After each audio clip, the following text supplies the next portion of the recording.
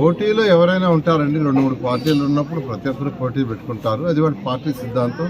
వాళ్ళ పార్టీ నాయకుడు డిసైడ్ చేశారు. నిన్న యాక్చువల్గా టీవీలో అట్లంతా వచ్చింది.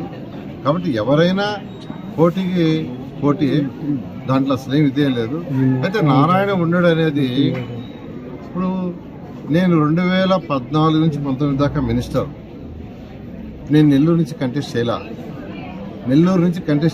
ఎక్కడి నుంచి కంటెస్ట్ చేయాలా, ఎవరిని ఓటు అడగల. కానీ నెల్లూరులో పుట్టి పెరిగినందుకు నెల్లూరుకి చేయాలనే ఉద్దేశంతో నేను ఫండ్స్ చేశాను. నెల్లూరులో పుట్టి పెరిగినందుకు నా నైతిక బాధ్యతగా, నెల్లూరులో పుట్టి పెరిగి భారతదేశంలో 28 రాష్ట్రాల్లో ఇన్స్టిట్యూషన్స్ని నెలకొల్పి దాదాపు 50,000 పైగా ఈరోజు ఎంప్లాయీస్ నారాయణ ఇన్స్టిట్యూషన్లో ఉన్నారు.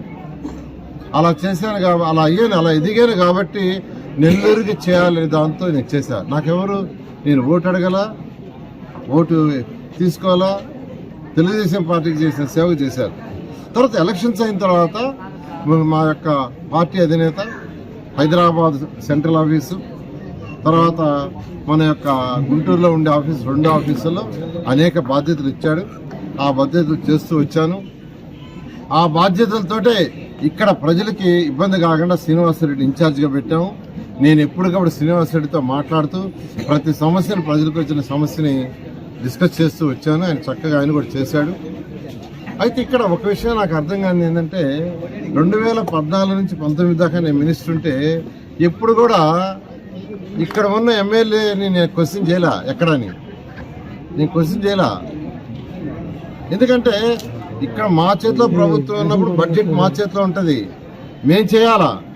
అంటే ఇప్పుడు బడ్జెట్ వాళ్ళ చేతిలో ఉంది, వాళ్ళు చేయాలా. వాళ్ళు ప్రజలకు సేవ చేయాలా. బడ్జెట్ వాళ్ళ చేతిలో ఉంది, మేము క్వశ్చన్ చేయడానికి ప్రతిపక్షంలో ఉండే మేము వాళ్ళని ప్రశ్నించడానికే. కానీ ప్రజలకు కావాల్సిన సేవ చేయాల్సింది వాళ్ళు. కాబట్టి 2014 నుంచి 19 దాకా నేనేం చేశానో తెలుసు, 19 నుంచి ఇప్పుడు దాకా వాళ్ళు ఏం చేసిందో ప్రజలకు తెలుసు. కాబట్టి ప్రజలు నిర్ణయిస్తారు. కాబట్టి నారాయణ సార్ లేడు, రేపు ఎలక్షన్ అయితే వెళ్ళిపోతాడు. ఎందుకు పోతాను? ఇక్కడ నేను ఓటు అడిగి గెలిచిన తర్వాత నా బాధ్యత, నా నైతిక బాధ్యత ఇక్కడ ఉండాలా, ఉండి ప్రజలకు సేవ చేయాలా.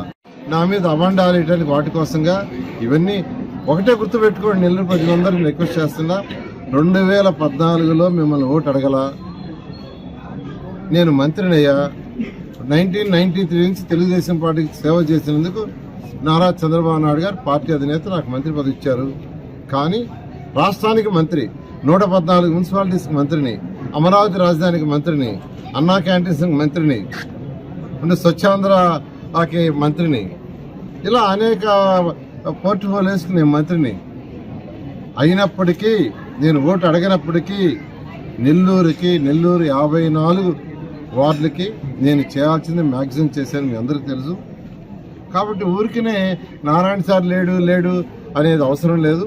నేను ఖచ్చితంగా మీ ఓటు ద్వారా నేను గెలిచినప్పుడు ఖచ్చితంగా నా బాధ్యత 100కి 100 పాళ్ళు వహిస్తాను. Thank you.